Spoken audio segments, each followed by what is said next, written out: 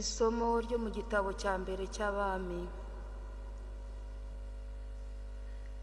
Ku ngoma y'umwami Salomoni, Yerobowamu yari umutware w'abanyamirimo mu muryango wa Efurayimu n'uwa Manase.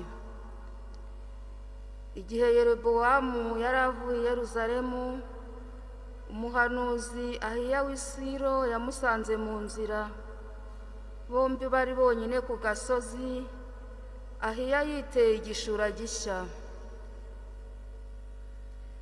Ahiya yiyambura cya gishura gishya yari yambaye, agicamo ibitambaro 12.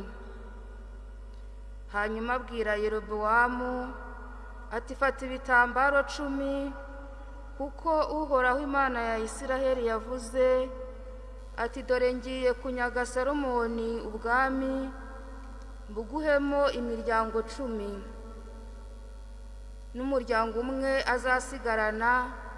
Bizaba bitewe n'uko nzaba ngiriye umugaragu wanjye Dawidi n'umurwa wa Yeruzalemu nitoranirije mu miryango yose ya Isiraheli. Isiraheli yose igandira ityo inzu ya Dawudi kugeza n'ubu. Iryo ni ijambo ry'Imana. Dushimire Imana.